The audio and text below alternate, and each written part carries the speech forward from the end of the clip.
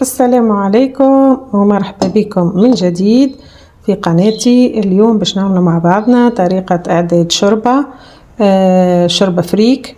المكون اليوم باش تكون ماهيش دشيشة المخضور، شوربة شعير. باش نعمل لا اله الا الله محمد رسول الله. البرغل اللي هو القمح نفوروه ننظفوه نفوروه ومن بعد نخلوه يشيح ونهزوه للطاحونة ونرحوه بالطريقة دي يكون خشين. اليوم باش نعمل الشوربة بالبرغل وهي طريقة جديدة وراه بنين ياسر يجي. باش نطيب كل شيء في البارد. اول حاجة لهنا عندي الكسرونة صبيت فيها الماء باش نحط فيها البصل. المكونات الكل هم باش نحطهم في البارد. باش نحط الحمص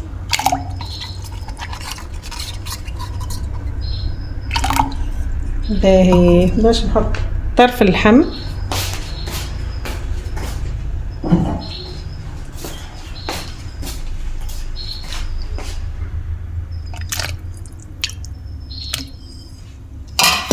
وباش نحط الطماطم ملعقة كبيرة طماطم،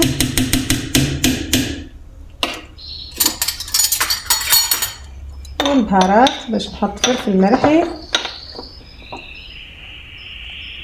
باش نحط شوية تابل كروية، شوية فلفل أكحل، فلفل أكحل باش نخليه في الآخر، وشوية كركم، وما ننسوش القليل من الثوم باش نحط الثوم. وتوا باش نخليهم على الغاز، مانيش باش نحط الزيت ومانيش باش نحط البرغل توا حتى يطيب لنا الحمص واللحم. توا باش نحط العدس الاصفر هذا المقشر، هذايا يزيد بنا للشوربه.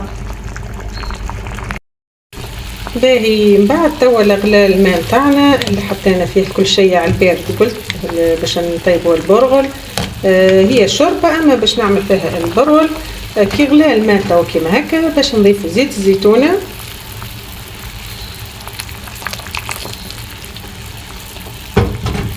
وباش نصب البرغل، كمية البرغل نتاعنا نحركو نخليها تطيب في عقلها. نسيت ما حطيتش الملح، باش نحط الملح كهو ونخلوها توا تطيب. ثم مكون اساسي زاده باش نزيدو اللي هو العدس الاصفر، هذا ديما نحطه في الشوربه يزيدها بلنا ويزيد لها فايده.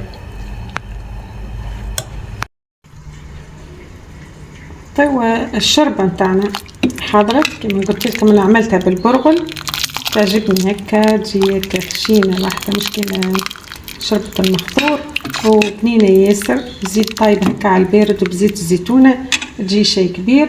في الاخير باش نضيف المعدنوس وفلفل اخضر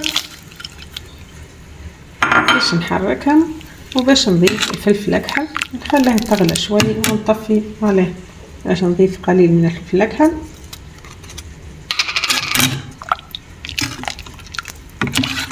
ريحتها شيء كبير ما نحكي لكمش كيما تشوفوا. شوفوا نحاول باش تجينا بنينه.